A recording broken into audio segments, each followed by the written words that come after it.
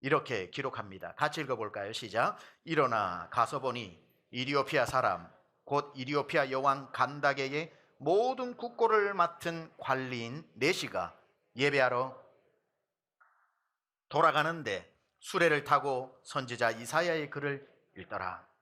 자, 그 당시에 이 이디오피아라고 하는 나라는 굉장히 강대국 중에 하나였습니다. 왜냐하면 그 람세스라고 하는 책에도 잘 역사적으로 나오는데 이집트가 한 번도 점령하지 못한 나라가 이디오피아입니다.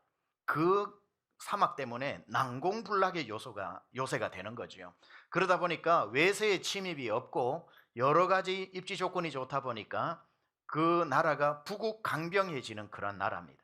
나중에 구약에도 보면은 이디오피아가 나오는데 구스 여인이라고 하는 것도 나오고요. 구스가 이디오피아를 말하고 스바의 여왕이라고 했던 스바도 바로 그 이디오피아를 이야기를 하는데 다 거기에서 예루살렘까지 와서 솔로몬에게 지혜를 얻고 하는 전통적으로 유대 관계가 있었던 것 같습니다. 그런데 그 나라의 관리이기 때문에 이런 교류적 차원에서도 예수를 믿든 믿지 않든 유대교를 믿든 믿지 않든지 간에 관리는 당연히 교류 차원에서 무역 차원에서 예루살렘에 왔다가 가고 또 그러한 건강한 교류를 위해 그들의 믿음을 연구해보는 건 당연할 수 있겠죠. 관리로서 그 정도는 해야 되는 거 아닙니까? 어느 지역을 갈 때 지역을 연구해야 되듯이.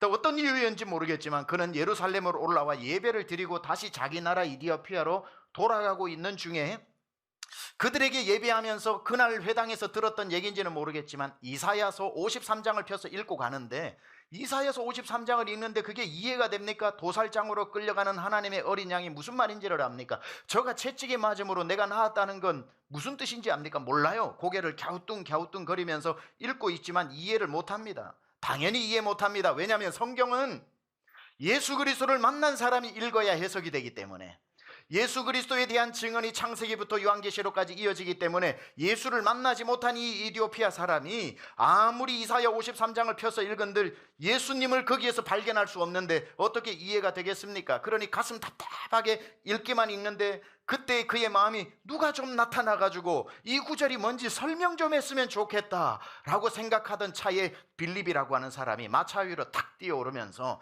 그걸 풀어주는 장면이 오늘 본문에 나오는 이야기인 거지요. 자, 이렇게 아무 영문도 모르고 광야로 갔던 빌립은 그 이디오피아의 내시가 자기에게 오는 것을 보고 하나님이 이 사람을 만나게 하려고 나를 이곳으로 보내셨구나. 여러분, 관리한 사람은 그 한 사람이 아니라 한 나라죠. 한 사람이 한 나라인 사람이 있습니다. 한 사람이 복음을 들으면 그 사람이 가서 자기 나라를 주님 앞으로 돌아오게 할 만큼 영향이 있는 사람이 있습니다. 우리는 흔히 생각합니다. 광야 같은 데서 무슨 중요한 사람이 있겠는가? 아니더라고요. 저도 98년도에 처음에 유학 갔을 때 어학 공부 겸 해서 제가 상담학을 마스터로 1년 동안 공부를 했습니다. 카운슬링을. 근데 제가 처음 간 학교가 광야와 같은 캐년 텍사스라고 소똥 냄새가 3km, 4km에서도 오는 소를 가장 많이 키우는 광야와 같은 곳이었습니다. 그곳에서 1년 동안 상담학 석사를 공부하고 있는데 저는 그때에 나는 빨리 사우스웨스턴에서 이제 공부를 시작해야 되기 때문에 이 광야 같은 데를 빨리 벗어나고 싶다는 생각밖에 없었고 그 생각으로 공부만 하고 있었는데 광야에도 사람이 있더라고요. 저와 같이 공부하던 그 클래스룸에 아직도 기억나는 한 사람이 있습니다. 사우디아라비아에서 온 친구입니다. 사우디아라비아에 왔으니까 수염이 이만큼 많이 있고 이름도 파하드라고 파하드 이름도 아직 기억납니다. 얼마나 유쾌한 친구인지 모릅니다. 영어를 하는데도 중동식 영어를 해서 오로로도로로만 하면 You're welcome, How are you doing? 뭐 이렇게 이야기를 하면서 도로록 굴러가는 영어를 하는데 아주 유쾌한 친구입니다. 나중에는 얼마나 친해졌는지 그 친구 수염을 잡을 정도로 친해졌습니다. 그런데 나중에 알고 봤더니만 그 친구가 그냥 사우디 사람이 아니라 사우디 왕족인 겁니다. 그래서 집권하고 있는 왕족이 아니라 라이벌로 있는 왕족이라서 나중에 뭐 정치 판도에 따라서 왕의 집안 상당한 유력가가 될 수 있는 사람이었다는 걸 알게 된 거죠. 와, 대단한 친구네. 근데 그 친구를 데리고 제가 교회를 데리고 다녔어요. 교회 가자. 그러니까 놀라운 사실은 교회를 오더라고요. 그리고 교회에서 피크닉을 할 때마다 피크닉 가자. 제가 그 국제 학생들 담당하고 있었거든요. 인터내셔널 스튜던트. 그래서 피크닉 할 때 가자 그러면 잘 따라와요. 너무 신기할 정도로. 그래서 저는 예수 믿는가 싶었지만 사우디아라비아의 왕족이 예수를 믿을 리는 없지요. 예수를 믿을 리는 없지만 그렇게 친절하게 와서 교회 메시지도 듣고 교제도 하면서 기독교가 무엇인지를 알게 되는 겁니다. 결국에는 이 친구가 재력이 있다 보니까 그게 모스크가 없으니까 자기 돈으로 집 한 채를 사가지고 그걸 모스크로 바꿔가지고 중동에서 온 그 유학생들 모아가지고 알라에게 예배하는 모스크를 만드는 그걸 봤는데 뭐 그건 이상한 게 아니라 그 친구에겐 당연한 거겠죠. 그런데 그 친구를 통해서 계속 제가 복음을 전하고 그 기회에 노출시키고 나니까 그 친구가 늘 했던 말이 기독교 is not bad. 기독교는 나쁘지 않다는 거예요. 기독교 괜찮겠다라고 하는 좋은 생각만 가지고 자기 나라로 돌아가도 굉장히 유력한 사람이기 때문에 그 영향력은 이루 말할 수 없습니다. 여러분, 파키스탄이라는 나라가 있거든요. 인도에서 1945년도 모하메드에 의해서 종교의 자유를 위해서 100% 힌두교 없고 불교 없는 이슬람 국가를 세우자고 세워진 게 파키스탄입니다. 처음에 세워질 때는 인도를 중심으로 동쪽의 토끼머리처럼 동파키스탄, 서파키스탄으로 나누어지다가 동파키스탄이 나중에 서파키스탄에서 독립하면서 방글라데시가 됩니다. 그러고 난 뒤에 서파키스탄 하나밖에 없으니 서자를 떼버리고 파키스탄이 된 거거든요. 100% 모슬렘 국가입니다. 그럼에도 불구하고 희한한 거는 거기에 기독교 학교를 세울 수 있습니다. 기독교 학교 내에서는 포교를 하게 해줍니다. 그래서 미국에 있을 때 저도 학교 세우는데 세미안교회가 동참을 하기도 했는데 어떻게 그런 일이 100% 모슬렘 국가를 세우기에 세워진 나라에서 기독교 학교를 세울 수 있는가 봤더니만 그 나라의 대통령이 어릴 적에 기독교 학교 출신인 겁니다. 미션스쿨 출신이다 보니까 거기에서 배우면서 뭘 한 가지 느꼈냐면 그 사람이 기독교가 될 리는 없지만 기독교 정신이 나쁘지 않다. 어린아이들에게 기독교적인 걸 가르쳤을 때에 나라의 지도자가 되겠다라고 하는 좋은 인상을 가졌기 때문에 그 법을 통과시켰다는 거지. 그러니까 한 사람이 주님을 알게 되고 그 사람이 이디오피아 국가의 국고를 맡은 관리인과 같은 사람일 때는 한 나라가 변화될 수도 있더라는 겁니다. 그리고 제가 공부를 하는 그 교실이 웬일인지 또 한 분이 있었는데 에콰도르에서 온 분이 있었습니다. 저보다 나이는 한 20살 많아 보이는 중년의 남자였는데 저는 뭐 마피아 정도 되는 줄 알고 얼마나 그 카리스마가 있는지 몰라요. 근데 같이 어학을 공부를 하는데 수업 시간에 전화만 오면 뛰어나가서 전화를 받는 거예요. 그 뭐가 저렇게 중요한 전화를 받나 생각을 했는데 무서워서 말도 못 걸다가 한 2달, 3달 지나니 친해져 가지고 알고 봤더니만 그 에콰도르의 부통령쯤 되는 관리였던 겁니다. 그러니까 수시로 대통령한테 전화가 오니까 나가서 전화를 받는 거예요. 그 에콰도르 대통령이 영어 공부하고 오라고 6개월인가를 주었던 겁니다. 그래서 와서 영어 배우러 왔는데 제가 복음을 전했죠. 그래서 복음을 전하니까 그분은 중미 남미는 전부 가톨릭입니다. 그래서 그분도 당연히 가톨릭이니까 네가 말하는 거 내가 다 믿으니까 나한테 얘기하지 마라 그래가지고 특별히 복음을 많이 못 전했지만 그래도 그분 데리고 교회 피크닉 많이 가고 해서 기독교가 어떤 것인지를 또 경험하게 했던 그런 일들이 있습니다. 저에게는 광야였지만 광야 같은 그곳에도 저 곁을 스쳐 지나가는 사람 중에 귀한 만남들이 있더라는 겁니다.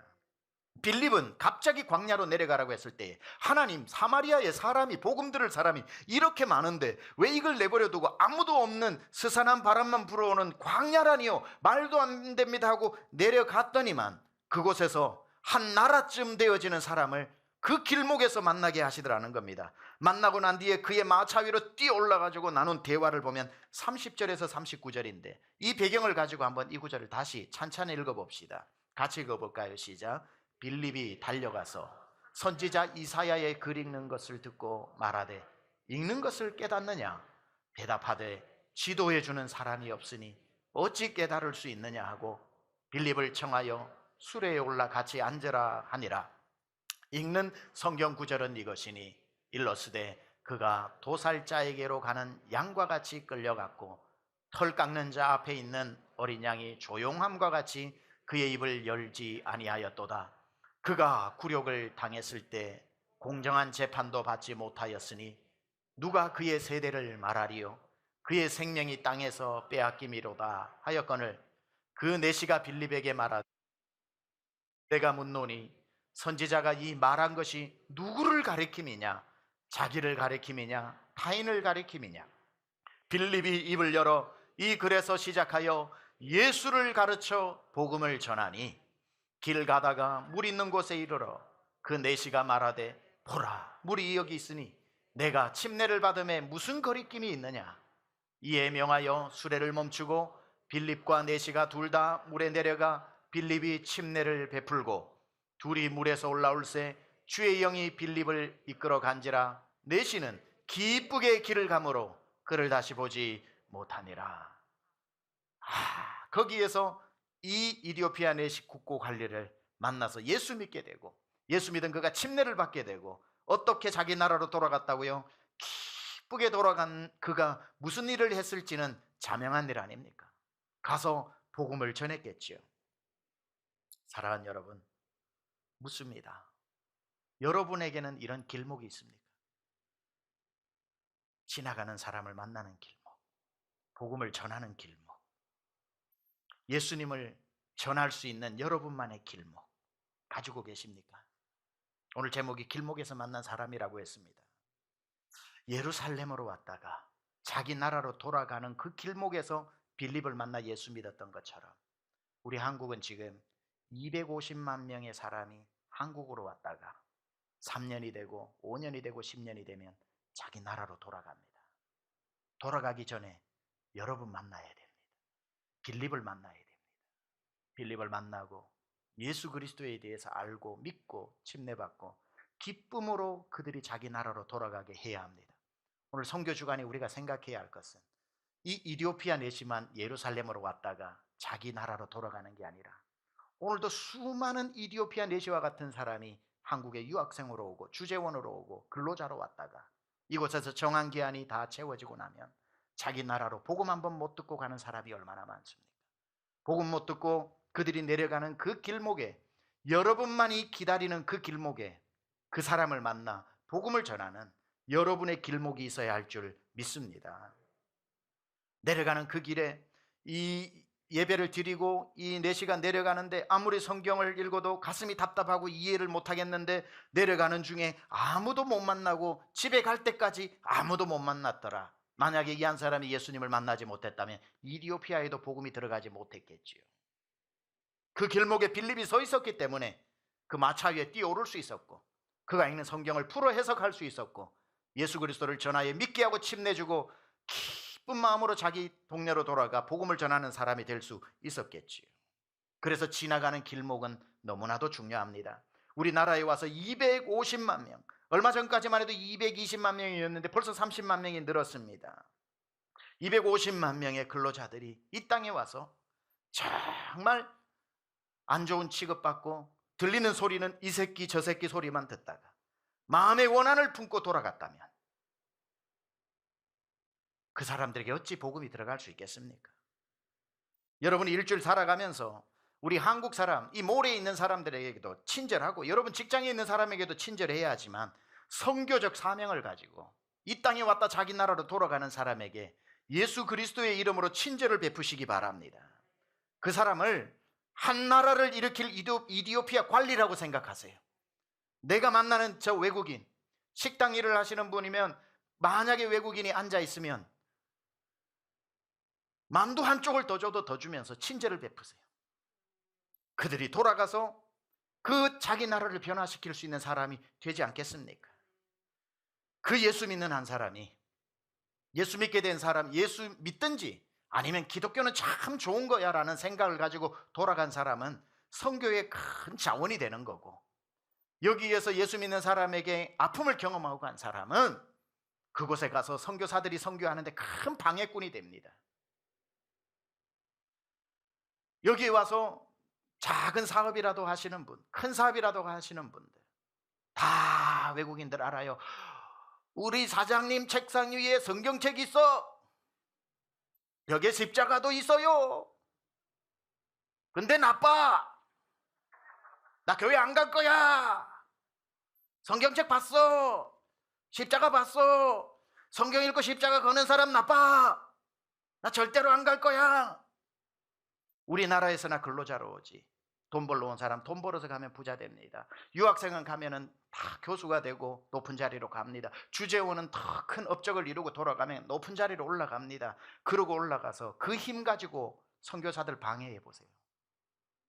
선교의 문을 닫아버리는 겁니다. 반대로 그들이 친절을 베풀고 그 은혜를 입고 돌아갔을 때에 안 되던 선교도 그분들이 나서서 길 열어줘. 선교 도와줘. 선교의 큰 자원들이 될 수 있다는 것 우리는 기억해야 합니다. 대부분의 선교사님들이 가장 요즘 고마운 사람들이 누구냐면 한국에 살다가 온 사람들, 자기 현지인 중에. 여러분, 우리가 250만 명 중에 여기에서 예수 믿었다고 해서 너무 큰 꿈을 꾸면 안 돼요. 저는 큰 꿈을 꾸는 분들이 참 대단하긴 하지만 250만 명 예수 믿었다고 여기서 다 버리고 자기 나라 선교사로 가느냐? 안 갑니다.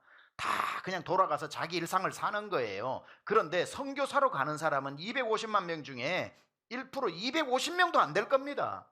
희귀한 일이에요. 그걸 목적으로 삼으면 안 돼요. 그러나 250만 명 또 300만 명이 되겠죠. 그 사람들이 여기 왔다가 기독교 좋은 거구나, 예수 믿는 거 좋은 거구나, 이 정도 생각을 가지든지 은혜를 받아 예수를 믿든지 하는 사람이 돌아가면 선교사님들에게 제일 도움이 되는 건 뭐냐면 선교사님이 가서 언어 배워야죠. 문화 익혀야 되죠. 수년이 가버리는데 한국말 잘 하는 현지인 한 명만 만나가지고 그 사람하고 손잡고 동네 마을 다니면 정서 읽어내죠. 언어 다 통하죠.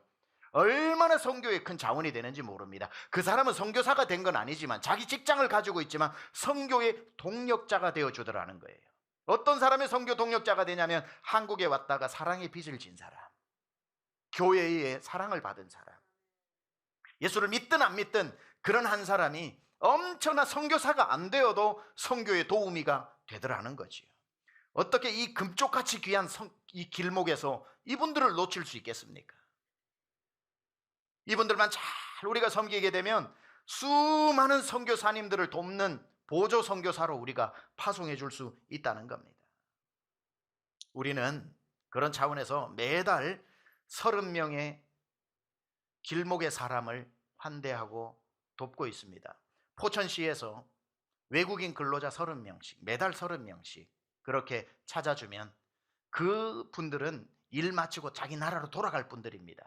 그러니까 다문화 가정이 아니에요. 한국에 시집오고 장가 와서 한국 사람으로 사는 분이 아니고 근로자들, 일하다가 돌아가는 분들, 그분들 30명씩 매달 우리 교회 복지팀에서 우리 교회 버스에 태워서 인천에 있는 세종병원에 1시간 운전해서 가서 1인당 50만 원 되어지는 제일 좋은 병원과 딜을 해서 제일 좋은 종합검진을 시켜주면서 평생 한 번도 병원 가보지 못하고 종합검진 받아보지도 못한 그분들이 정말 자기 회사도 아니고 누구도 해주지 않고 자기 조국도 해주지 않았는데 가보지도 못한 강남중앙침례교회가 그 일을 해주니 얼마나 고맙겠습니까?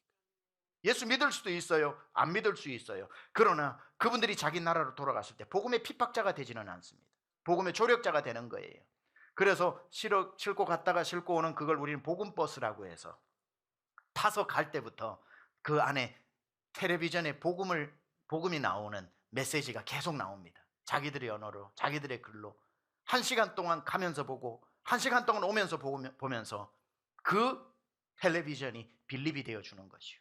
복음을 전해주고 복음을 전해주고 그래서 믿는 사람이 생기고 아, 기독교는 좋은 것이구나 알고 1년에 360명 360개의 나라를 섬기고 길목을 우리가 섬기고 있다고 생각을 해보세요. 얼마나 귀한 일입니까?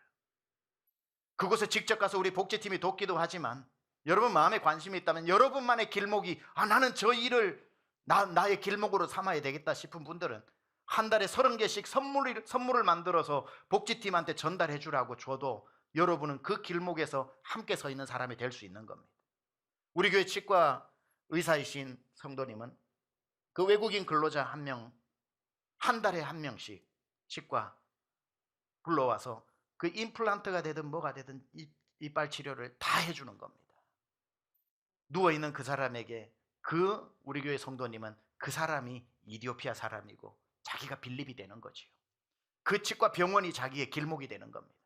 그 사랑을 받은 사람이 예수 믿을 수도 있고 안 믿을 수도 있겠지만 나중에 자기 나라로 돌아갔을 때에 그리스도인에게 입은 사랑을 얼마나 귀하게 여기겠습니까? 우리 교회도 보니까 이미용 선교 많이 하면서 이발사, 미용사 하시는 분들, 외국인 근로자들 머리도 깎아주고 미용도 해주고 얼마나 귀한지 모릅니다. 저는 복음을 전할 때에 이 직업이 가장 좋은 직업 중에 하나라고 생각합니다. 왜냐하면 앉혀놓고 보자기 씌워서 앞에 칼 들이대고 가위 왔다 갔다 하는데 누가 반항을 하겠습니까? 그 친절한 서비스에 예수 믿어라 그러면 무서워서라도 믿지 않겠습니까? 맞아요. 나름대로 자기의 직업을 통해서. 우리 교회 교수님들 많습니다. 교수님들 많고 유학 온 사람 있으면은 교수실에 한 번씩 불러가지고라도 더 필요한 것 없냐, 어려운 일은 없냐 물어주는 그 친절로. 유학생은 돌아가면 다 그 나라의 다 브레인들 아닙니까? 그 교수실이 자기의 길목이겠죠. 우리 교회 선교관이 있습니다. 저 분당 오리역에 선교관이 있고 자양에 선교관이 있고 당산에 선교관이 있습니다. 선교사님들이 와서 머물고 가는, 현지 사람이 아니라 현지를 섬기는 선교사님들, 우리 선교사님들도 바로 그곳이 안식처요 회복의 처소이고 우리가 섬겨야 할 길목입니다. 작년에도 한 해 동안 20가정의 선교사님들이 479일을 머무신 그 선교사님들이 섬기는 나라가 키르기즈스탄, 러시아, 세네갈, 타지키스탄, 태국, 캄보디아, 탄자니아, 남아공, 이처럼 그 세 개의 선교관이 세상의 복음을 전하는 또 하나의 광야의 길목이었다는 거죠. 사랑하는 여러분, 여러분에게는 선교의 길목이 있습니까? 전도 대상자가 지나가는 길목, 예루살렘에 왔다가 무거운 마음으로 고향으로 돌아가는데 아무도 만나지 못했다, 이런 일 없어야 합니다. 여러분이 여러분만의 그들을 만날 수 있는 길목을 만들어야 되는 겁니다. 제가 부임을 하고 난 뒤에 첫 해에 6개월 정도 되었을 때에 다민족 월드컵 하자고 그랬습니다. 이 땅에 200만 명이 오든지 250만 명, 300만 명이 오든지 간에 이들을 그냥 돌려보내지 말고 복음 듣게 해서 보내자. 우리 교회가 빌립이 되고 제가 빌립이 되고 우리 교회 월드컵에 오는 사람들은 다 이디오피아 관리와 같은 사람이 되어서 복음 못 들었다는 소리 못하도록 복음 듣게 하자. 그래서 그냥 무식하게 시작을 했는데 이 일이 잘 될까 싶어 기도도 많이 했지만 부임한 지 6개월, 7개월 만에 시작해서 우리 양수리 수양관 천연잔디구장에서 했는데 11개 팀 21개 나라가 왔죠. 그 온 가족들까지 500명, 우리 성도님들이 섬기는 스태프가 100명이 넘어서 그곳에서 복음을 전하고, 거기에서 우리 성도님들이 얼마나 잘 섬겼습니까? 텔레비전도 주고 다 에어팟도 주고 옷도 주고 성경책도 주고 의료 서비스도 해주고 고향 가는 비행기 티켓도 해주면서 성도님들의 다 그 주머니를 열어 그분들을 섬기고, 저는 그 500~600명 서 있는 곳에 예수 그리스도의 복음을 전했고, 다 그 한 사람 한 사람이 나중에 어떤 선교 재원이 될 줄 몰라요. 그때 온 몽골 팀 중에 한 형제는 예수를 믿지 않는데 축구를 좋아해서 왔는데 파워 유튜버입니다. 팔로우가 수십만 명이 돼요. 집에서 나왔을 때부터 그 축구하는 거, 집에 가는 것까지 다 찍어가지고 영상 편집해서 올렸더니만 수십만 명이 그걸 보는 거예요. 야, 여기 어디냐? 야, 이 교회 어느 교회냐? 몽골 사람들이 묻기 시작합니다. 한 사람은 한 사람이 아니라 한 나라가 될 수 있죠. 그래서 우리가 이 다민족 월드컵은 우리 강남조강 침례교회 시그너처로 만들어가지고, 원래 우리 효창구장 빌려놨어요. 효창구장 빌려가지고 정교인 주일 예배 거기서 드리고 오후에 다 축구대회 하자고. 코로나가 오셔가지고 잠시 미루어졌지만 코로나 끝나고 나면 with 코로나를 넘어 win 코로나 되고 나면 우리는 계속해서 이 땅에 온 사람들, 계속 나중에는 상암구장이 될지라도 이 땅에 온 사람들 복음 듣고 가게 해야 된다. 우리 그 교회가 기꺼이 빌립이 되고 그 모든 사람이 이디오피아의 관리와 같이 되어서 복음 듣고 사랑을 받아서 본인 나라에 돌아가서 선교사가 되든지 선교사님을 돕는 사람이 되든지 아니면 나라의 법을 바꿀 때 기독교 프렌들리로 바꾸든지 하나님께서 어떤 역사를 하실지 모르지만 우리가 그 일을 감당해야 할 줄 믿습니다. 사랑하는 여러분, 기꺼이 여러분들 곁에 한 사람이 아니라 너무나도 소중한, 그러나 이 땅에 나그네로 와서 참 보잘것없어 보이고 참 지식적이지 못해 보이고 정말 여러분들의 입에서 정말 좋은 소리가 나오지 않을 정도에 보이는 사람이라고 할지라도 믿음의 사람은 그렇게 보면 안 됩니다. 한 사람은 한 영혼은 천하보다 귀하고 한 사람이 변하면 한 나라가 변하고, 우리가 땅끝으로 못 나가니 하나님이 땅끝을 우리 곁으로 보내주셨다면 그 길목에서, 여러분만의 길목에서 복음을 전하면 하나님께서 그 한 사람 한 사람을 통해서 나중에 선교지를 갈 때마다 그 사람들을 여러분이 만나고 하나님 이렇게 우리를 통해 일하셨구나. 반드시 그런 날 오게 되리라 믿습니다.